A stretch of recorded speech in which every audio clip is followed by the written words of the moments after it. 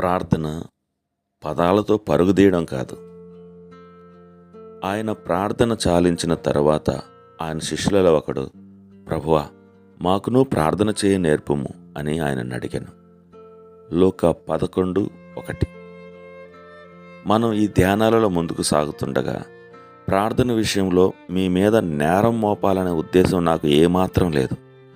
దురదృష్టవశాత్తు నా క్రైస్తవ జీవితపు తొలి మాసాలలో ప్రార్థన విషయమై 1 టన్ను అపరాధ భావనను మోశాను.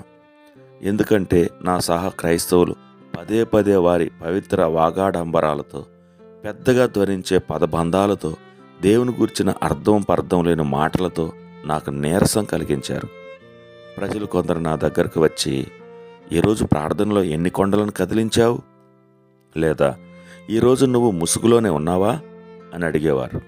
ఇటువంటి జనాన్ని నాకు సాధ్యమైనంత దూరంలో పెట్టడానికి ప్రయత్నించేవాడిని. ఎందుకంటే నేను వారి అంచనాలకు తగినట్లుగా ఉండలేకపోతున్నానని అపరాధ భావం కలిగి ఉండేవాడిని. కొంతకాలం వరకు ప్రార్థనకు సంబంధించి నేను ఓటమి చెందాననే భావన ఉండేది. ఎందుకంటే నేను మోకాల మీద గంటల కొద్దీ సమయం గడపలేకపోయేవాడిని. ప్రార్థనలో బైబిల్ వచనాలు అల్లడం, లేదా ఇతరులకు బాగా పరిచయం ఉన్నట్లు కనిపించే అర్థం కాని మాటలను ఉపయోగించేవాడిని కాదు. తర్వాత నేను అర్థం కాని మాటలు అని అనుకున్నవి సియోను భాషకు సంబంధించిన ప్రత్యేక పదాలు, పదబంధాలు విమోచించబడిన వారి చేతనే ఉపయోగించబడేవని తెలుసుకున్నాను. దీనిని బట్టి లేఖనాలలో చెప్పబడిన పదాలతోనే దేవుని సంబోధించాలనే అభిప్రాయం నాలో ఏర్పడింది. తర్వాత ఓ రోజు నేను బైబిల్ తెరచినప్పుడు ఈరోజు మనం చదివిన లేఖన భాగం యేసు శిష్యులు తమకు ప్రార్థించడం నేర్పమని అడిగినది కనిపించింది. ఆయన వారికి మాదిరిగా చూపిన ప్రార్థన చాలా సాధారణమైనది, సూటి అయినది. అది పెద్ద ధ్వనితో కూడిన భాష కాదు, కానీ స్పష్టంగా, సంక్షిప్తంగా, భూదిగంతాలకు అర్థమయ్యే పదాలు కలిగినది. ప్రార్థన అనేది రహస్య సంకేతాల వినియోగాన్ని చొప్పించే పదాల పరుగు పందెం కాదు.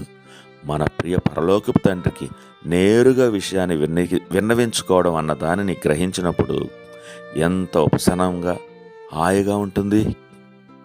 మన ప్రభువు ఆయన శిష్యులకు ప్రార్థించడం నేర్పాడు. ఆయన ఇప్పటికీ మనకు నేర్పించేందుకు సమర్థుడు.